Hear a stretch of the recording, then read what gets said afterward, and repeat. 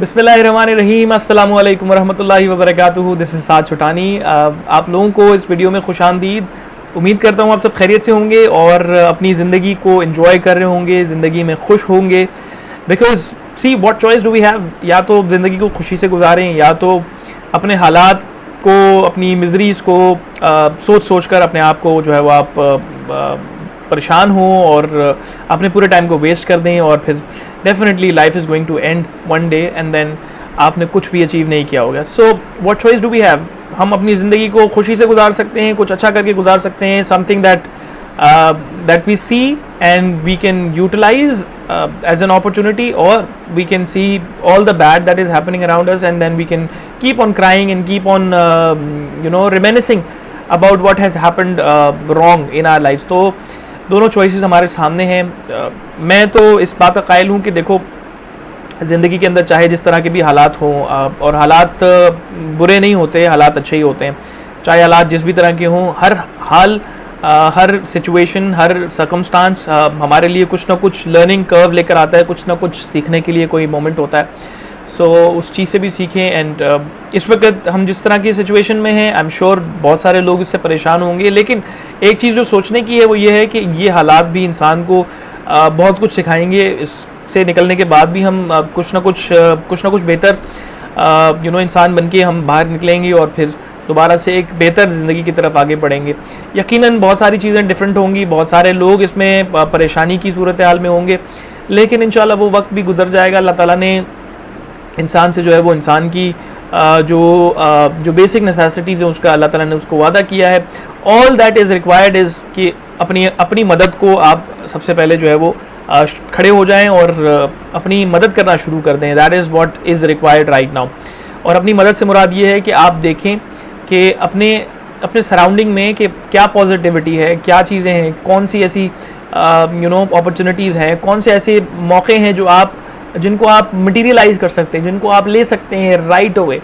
सो मैं उसी की आज अपनी वीडियो के अंदर बात करूँगा। पहले तो मैं बता दूं कि देखें, जिस सोसाइटी में हम सब रहते हैं, ये society it's not a very welcoming society, it's not a very I'd say बहुत ज़्यादा सपोर्टिव कल्चर में हम नहीं रहते।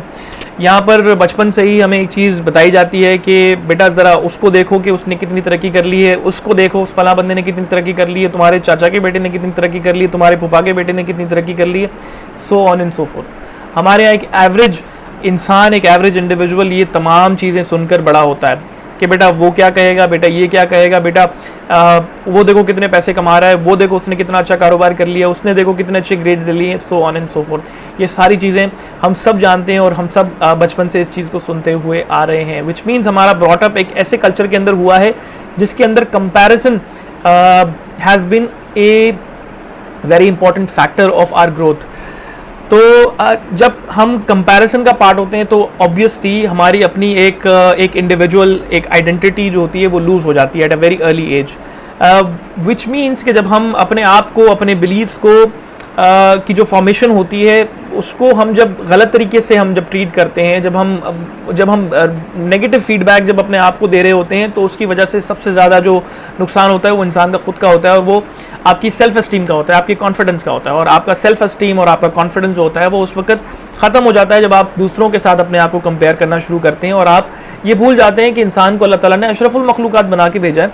और अशरफ का मतलब ये है कि आप यूनिक हैं, आपके पास डिफरेंट कैपेबिलिटीज़ हैं, आपके पास डिफरेंट कैपेसिटीज़ हैं। हर इंसान को अल्लाह ताला ने एक दूसरे के साथ मुख्तलिफ बनाया है। हर इंसान को अल्लाह ताला ने एक राज दिया है, एक खुद ही हर इंसान को अल्लाह ताला ने दी है जो कि उसको एक्सप्लोर करनी है, लेकिन उसकी एक्सप्लोरेशन वाली एज में ही सोसाइटी हमें उस डगर पे ले आती है, उस चैनल पे ले आती है कि उस वक्त जब हम एक्सप्लोर कर रहे होते हैं, जब हम अपनी क्रिएटिव एबिलिटीज़ को असेस कर रहे होते हैं, वैल्यूएट कर रहे होते हैं as a child, as a young adult, उस वक्त हमें इतना ज़्यादा स्ट्रेस और प्रेशर के अंदर मुब्तला कर दिया जाता है कि उसके बाद ऑब्वियसली ओवरवेल्म हम हो जाते हैं देख कर कि यार दूसरा जो है वो फ़लाँ बंदा जो है वो इतनी तरक्की कर रहा है, फ़लाँ बंदा इतने पैसे कमा रहा है, फ़लाँ बंदा के पास इतनी अच्छी गाड़ी आ गई, उसके पास इतनी अच्छी मोटरसाइकिल आ गई, वो इतने बड़े घर में रह रहा है। तो ये तमाम चीज़ें देखकर फिर एक आम इंसान ओवरवेल्म हो जाता है। अच्छा, क्योंकि मैं इस बात का भी कायल हूँ कि मैं हमेशा अपने डिस्कशन दो पहलू पे करता हूँ। पहले मैं प्रॉब्लम रखता हूँ और उसके बाद मैं उसके सोल्यूशन की बात करता हूँ। अब सोल्यूशन क्या है? अब एक चीज़ तो हमें पता है कि हम इस सोसाइटी में रहते हैं, we can't do much about it. हम इन तमाम लोगों के दरमियान रहते हैं, जिनमें अच्छे लोग भी हैं, बुरे लोग भी हैं, वो लोग भी हैं जो आपको सपोर्ट करेंगे, वो लोग भी हैं जो आपको सपोर्ट नहीं करेंगे, जो कि आपके लिए क्रिटिकल हो जाएंगे, जो कि आपको हमेशा क्रिटिसाइज करते रहेंगे, जो कि आपको हमेशा नेगेटिवली फीडबैक देंगे। लेकिन अब हमारी क्या रिस्पॉन्सिबिलिटी एज एन इंडिविजुअल? देखिए, वंस एक ब्रॉटअप होता है ना एक बंदे का, जो डेवलपमेंट का जो फेज़ होता है, उसके अंदर फीडबैक का बड़ा एक इंपॉर्टेंट रोल होता है। और उसमें मैं बोलूँगा बहुत सारे पेरेंट्स भी बड़ी ज़्यादती करते हैं बच्चों के साथ, जब वो अपने बच्चों की काबिलियत को दूसरे बच्चों के साथ कंपेयर करते हैं, उनको असेस करते हैं। तो एक तो सबसे पहली चीज़ कि अल्लाह ताला ने हर किसी को मुख्तलिफ बनाया है। या तो मैं पेरेंट्स से डायरेक्टली ये शिकवा करूँगा कि आप अपने बच्चों को कंपेयर करना छोड़ दें, चाहे जो भी ग्रेड वो लेकर आता है, चाहे जिस भी तरह की उसकी डेवलपमेंट है, चाहे वो जितने पैसे भी कमा रहा है, चाहे वो जो भी कर रहा है, जैसी भी उसकी सोच है, आप उसको एटलीस्ट एक स्पेस दें। आप उसको इतनी सोचने की आप उनको मौका दें कि वो सोचे अपने लिए, अपने अतराफ़ के लिए, अपनी सराउंडिंग के लिए, और वो सोचे अपने बारे में, अपनी ज़िंदगी के बारे में। ऑब्वियसली दुनिया के अंदर एक इंसान को अल्लाह ताला ने जब पैदा किया है तो सिर्फ माँ बाप का किरदार उसमें नहीं है, बल्कि उसमें अल्लाह ताला की पूरी जो खलकत है वो शामिल है। और अल्लाह ताला ने एक इंसान को बड़ा खूबसूरत और मुकम्मल बनाया है। लिहाजा अल्लाह ताला ने हर इंसान के अंदर एक एलिमेंट खुदी का शामिल कर दिया है जब वो पैदा हुआ था, और इस बात की भी जिम्मेदारी ले ली है कि मैं उसको जो है वो पालने की मैं पूरी जिम्मेदारी रखता हूँ। और अल्लाह ताला के पास ये पूरी कुदरत है कि इंसान को चाहे तो अल्लाह ताला एक बड़े निचले दर्जे से उठाकर वो एक बहुत ही आला किस्म के दर्जे के ऊपर फाइज कर दे, और हो सकता है कि अल्लाह ताला अपनी कुदरत से एक बहुत आला दर्जे पे फाइज इंसान को एक बहुत ही निचले दर्जे पे फाइज कर दे। सो ये तो अल्लाह ताला की अपनी कुदरत है। लिहाजा मैं चाहूँगा कि पेरेंट्स थोड़ा सा इस चीज़ को समझें कि देखें, अपने बच्चों को स्पेस दें, अपने बच्चों को सोचने की जो उनकी हैबिट है उसको इनकरेज करें, बजाय इसके कि आप अपने थॉट्स को, अपने परसेप्शंस को उनके ऊपर ला दें, उनको फोर्स इन करें। देखिए, जब बच्चा पैदा होता है ना, तो उसके जहन में बहुत सारी बातें होती हैं, बहुत सारे ख्यालात होते हैं, बहुत सारी बड़ा इंक्विजिटिव होता है, बहुत ज़्यादा क्यूरियस होता है, बड़ी मासूम सी जो है वो उसकी ख्वाहिशात होती हैं। कि और मैंने तो बहुत सारे बच्चों को ये कहते हुए सुना है कि मैं लेट्स से गार्डनर बनना चाहता हूँ, मैं एक माली बनना चाहता हूँ, मैं पुलिसमैन बनना चाहता हूँ, मैं टीचर बनना चाहता हूँ, मैं फायर फाइटर बनना चाहता हूँ, मैं सब्ज़ी बेचना चाहता हूँ, मैं जूते बेचना चाहता हूँ, मैं मोची बनना चाहता हूँ। This is real thing. I have heard this from many kids. I have worked with schools जहाँ पर बच्चों के साथ बात की, and then kids have these kind of things that was going in their minds, कि वो इस चीज़ से इंस्पिरेशन ले रहे थे। एंड ये इंस्पिरेशन जो है ये जेन्युइन होती है, ये ऑथेंटिक होती है, इट कम्स नेचुरली जब वो चीज़ों को देखते हैं, उनसे एक्सपोजर लेते हैं। लेकिन जैसे ही वो बड़े होते हैं, ऑब्वियसली हमारी सोसाइटी क्योंकि अपना बड़ा किरदार अदा करती है इस चीज़ के अंदर, कि हमने शोबों को और पेशों को भी अच्छे और बुरे पेशों के अंदर हमने कैटेगराइज किया हुआ है। हमने देख लिया कि यार एक रिक्शा चलाने वाला जो है वो अच्छा पेशा नहीं है, एक सब्ज़ी बेचने वाला जो है वो अच्छा आदमी नहीं है। लिहाजा हमने अपने बच्चों को पहले से बता दिया कि बेटा कुछ भी कर लेना, सब्ज़ी मत बेचना, रिक्शा मत चलाना, बेटा जो रेडी है रेडी मत लगाना, बेटा ये जो सब्ज़ी बेचते हैं ना, ये फल जो बेचते हैं ये फल नहीं बेचना, बेटा फूल बेचने वाले ना बन जाना, बेटा छोटी सी दुकान ना लगा लेना। सो ये इस तरह का एक माइंडसेट हमने अपने बच्चों के अंदर हमने क्रिएट कर दिया है। सो उसकी वजह से हुआ ये कि बच्चों के अंदर एक तो रेजिस्टेंस आ गया, ऑब्वियसली एक स्टेटस को वाला एक माइंडसेट आ गया कि नहीं यार मैं बड़ा हूँ वो छोटा है, एक ये माइंडसेट आ गया। फिर ऑब्वियसली अपॉर्चुनिटीज़ फिर लिमिट हो गई। इससे हुआ क्या? इससे हुआ ये कि आपकी सोसाइटी के अंदर एक बड़ा ही वर्स्ट किस्म का एक जो डिसबैलेंस है वो क्रिएट हुआ, और डिसबैलेंस क्रिएट होने की वजह से जो आपका सोशियो इकोनॉमिक सिस्टम है वो ऑब्वियसली उसके अंदर भी बड़े गैप्स नज़र आते हैं। और फिर अगेन हमारे जो रिलेशनशिप्स हैं लोगों के साथ वो इस बात के एविडेंट हैं कि हमारी सोसाइटी के अंदर स्टेटस को का एक बहुत बड़ा प्रॉब्लम है कि हम छोटे को छोटा समझते हैं। हम बहुत सारे ऐसे पेशे हैं जिनको हम छोटा समझते हैं। अब करने की क्या ज़रूरत है? सोल्यूशन की बात करते हैं। अब now that we have already been through this kind of a mindset, अब क्या कर सकता है एक इंसान?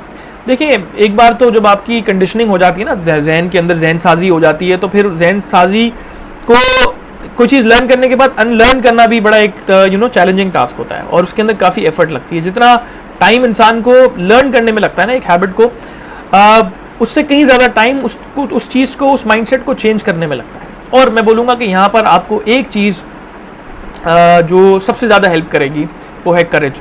देखिए, इस वक्त हम जिस पोजीशन के ऊपर खड़े हैं, एक बड़ा आदमी, एक बड़ा बिजनेसमैन भी इस वक्त परेशान है, और एक छोटे से छोटा ताजिर या छोटा आदमी वो भी परेशान है। लिहाजा देखा जाए तो अभी इस वक्त सब एक ही तहाने पे खड़े हुए हैं, कुछ नहीं पता कल क्या होगा, बहुत अनसर्टेनिटी है।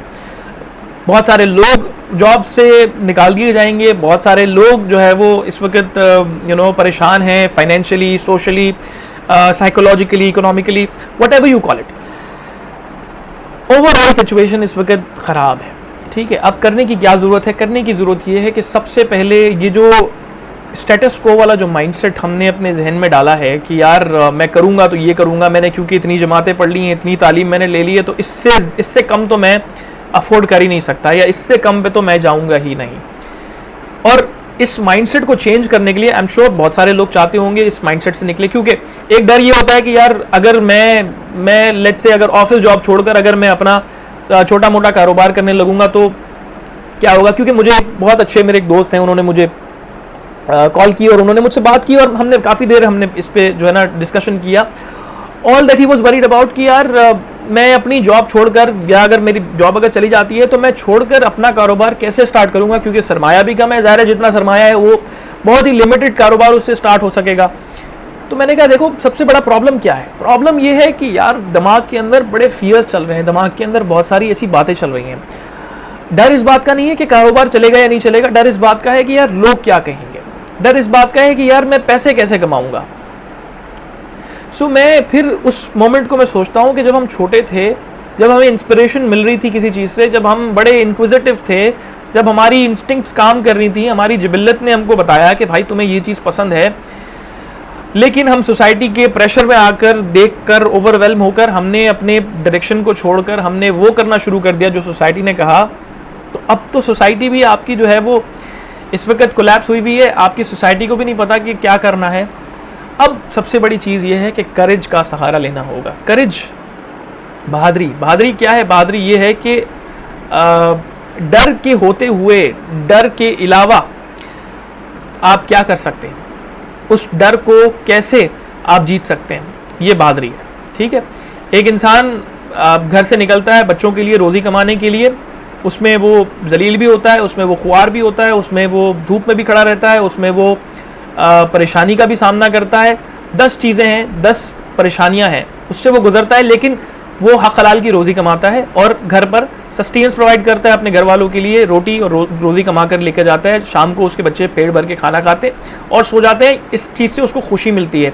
डर ये है कि उसके बच्चे भूखे सोएंगे, बच्चे परेशान होंगे, बच्चों की ज़िंदगी ख़राब होगी। उस डर को काउंटर करने के लिए उसके अंदर इतना करेज आता है कि वो अपनी इज्जत को कम करके, अपनी इज्जत का ख्याल ना करके वो काम भी करता है कि जिसकी वजह से वो पैसे कमाता है और फिर घर वालों को सपोर्ट करता है।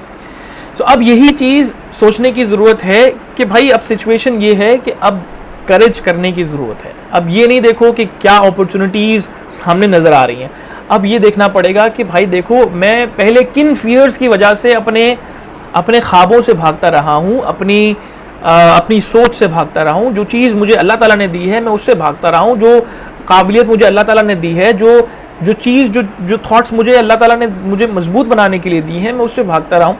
उस चीज़ को सोचना है और ये सोचना है कि मुझे कौन से ऐसे डर हैं जिन्होंने मुझे इससे दूर रखा। अब वो डर बहुत तरह के हो सकते हैं कि यार डर ये भी हो सकता है कि यार लोग क्या कहेंगे अगर मैं इतना छोटा काम करूँगा, कि यार फला बंदा क्या कहेगा, यार मैं पैसे कमा सकूँगा नहीं कमा सकूँगा। क्योंकि सवाल तो ये है कि यार आपको तो बचपन में उस चीज़ को करने का शौक़ था और आपने वो नहीं किया क्योंकि सोसाइटी ने आपसे कहा। अब देख लें सोसाइटी का क्या हाल है, सोसाइटी तो अब आपको कुछ नहीं कह रही। अब उस चीज़ को करने की ज़रूरत है, अब सोचने की ज़रूरत है कि अगर अब भी आपने वो नहीं किया जो आप करना चाहते हैं, तो फिर उसके बाद फिर कोई जो है वो आपको आपकी रहनुमाई नहीं करेगा, फिर अल्लाह ताला भी उस बंदे की, उस कौम की मदद नहीं करता जो कि अपनी मदद नहीं करना चाहते। लिहाजा करेज जो है वो करें। करेज जो है वो आपका रिस्पॉन्स टू फियर है कि आप अपने डर के रिस्पॉन्स में आप क्या करते हैं। डर के रिस्पॉन्स में या तो आप एक्सेप्ट कर लेते हैं कि भाई मैं फेलियर हूं और मैं अब घर बैठूंगा, उन लोगों की तरह हो जाते हैं कि जो कि फेलियर्स को देखकर बोलते हैं कि चलो ठीक है बस अब कुछ नहीं है, अब बस जो है वो है, अब now I can not do anything. या तो आप उन लोगों की जैसे हो जाते हैं कि जो बोलते हैं कि यार डर है तो ठीक है, डर के रिस्पॉन्स में अब मैं क्या कर सकता हूँ, अब मेरे पास क्या ऑप्शन है अवेलेबल। सो अपने ऑप्शंस को सामने रखें और ये मत देखें कि यार क्या छोटा है क्या बड़ा है, क्योंकि सब ही इस वक्त एक तरह से खड़े हुए हैं। एंड देन अल्लाह ताला ने चाहा, क्योंकि अल्लाह ताला ने ही आपको यहाँ तक पहुँचाया, अल्लाह ने चाहा तो अल्लाह ताला आपको उसमें आपकी मदद करेगा, आपके लिए कारसाज हो जाएगा, आपके लिए जो है वो उसमें मौके फराम कर देगा। और अगर अल्लाह ताला ने नहीं चाहा तो उसके अंदर कोई ना कोई बेहतरी होगी। तो मशवरा करें अल्लाह ताला से रुजू करें और देखें अपने अंदर झांकें। मैं हमेशा एक शेर बहुत ज़्यादा मैं पढ़ता हूँ और अपनी सारी वीडियोस के अंदर ऑलमोस्ट मैं ये शेर तो ज़रूर मैं शेयर करता हूँ कि तू राज़ कुन फ़क़ाहें अपनी आँखों पे आया हो जा, कि अल्लाह ताला ने तुझे राज बनाया है इस दुनिया का, तुझे भेजा है इसलिए कि ये दुनिया चलेगी तुझसे, ठीक है। अगर तू नहीं देखेगा अपने आप को तो फिर फ़ायदा नहीं है ज़िंदगी का। कि तू राज कुन फ़क़ाहें अपनी आँखों पे आया हो जा, खुदी का राजदां हो जा, खुदा का तर्जुमा हो जा, कि खुदी को पहचान ले और खुदा को पहचान ले। खुदा का राजदान, खुदा का तर्जुमान इंसान उस वक्त होगा कि जब अपनी खुदी को पहचानेगा। उम्मीद करता हूँ आपको आज की वीडियो अच्छी लगी होगी। अगर अच्छी लगी है तो इस वीडियो को लाइक ज़रूर कीजिएगा और इस चैनल को ज़रूर सब्सक्राइब कीजिएगा और फिर इंशाल्लाह मुलाकात होगी। अपना बहुत ख्याल रखिएगा। अल्लाह हाफ़िज़।